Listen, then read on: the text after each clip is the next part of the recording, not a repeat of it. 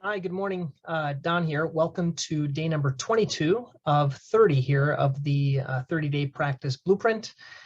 We talked yesterday about in-office procedures and kind of what are some of the easiest, best procedures. I kind of rattled off a really kind of long list of procedures that you might want to consider.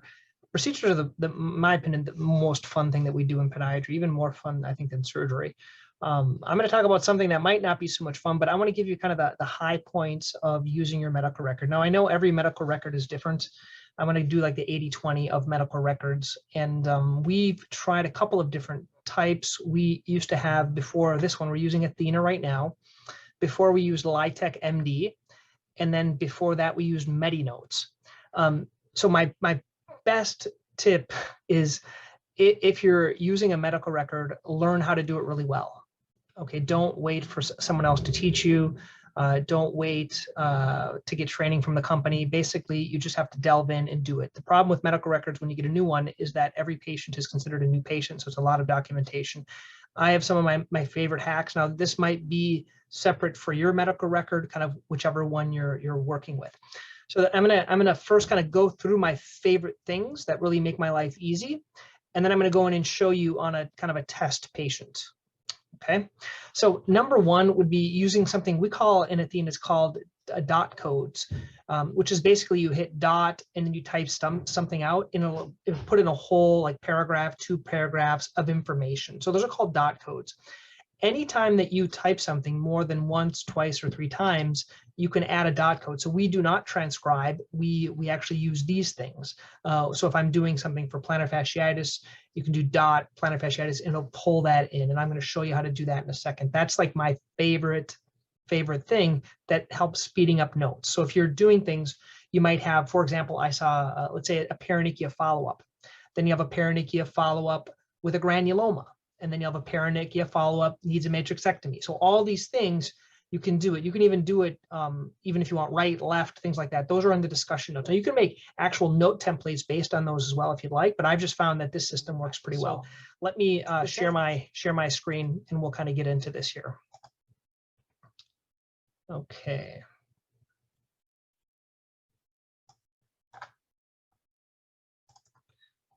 Okay, so here's my screen. Here is a test patient. First, I'm going to show you what I'm going to give you guys underneath it. I'm going to put a link here, and the reason it's going to be a link, this is what I call Athena Podiatry. Basically, it's all the EMR stuff. So what I'm going to include in here is a few things. First of all, it's going to be a bracing. They're in alphabetical order, right? So just a brace dispensing note that we talked about with DME, AFO recommendations. Athena Podiatry, this is going to be basically a description template with macros. These are all the macros that I'm talking about. So let me show you here. So these are basically a description of how I use for like plantar fasciitis. This is all the verbiage that I make into one dot code. So that's for plantar fasciitis. But all of them are located within this macro section. So basically, all these macros are everything that I do. So first post-op, DP, second post-op, abscess follow-up, ABIs, ABI with ulcers, reviewing ABIs, abscess foot. Now, you should read these. Now, all the areas that are underlined are areas where within your medical record, there's a couple ways of doing it. I a lot of times just click on it and then I type the answer, but you can also add like quick codes to make it easier. What those quick codes are just ways of doing right, left, bilateral, things like that. That can be done with your medical record. I don't want to go too much into detail. Here are my ultrasound interpretation, ankle x-rays, foot x-rays, heel x-rays, telehealth, same and similar, some verbiage for same and similar. And then here are some video examples. So all that's going to be in there. But let me just go into my medical record and show you. This is a AMI test. So it's a test patient. So you're not going to see any medical results. Now, this is what I call, let me just show you how I would start it over. Okay. A lot of the other stuff I don't do, my staff does.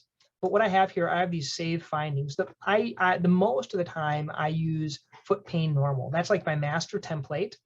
Unless they're in for a diabetic foot exam, I might do a CDFE normal.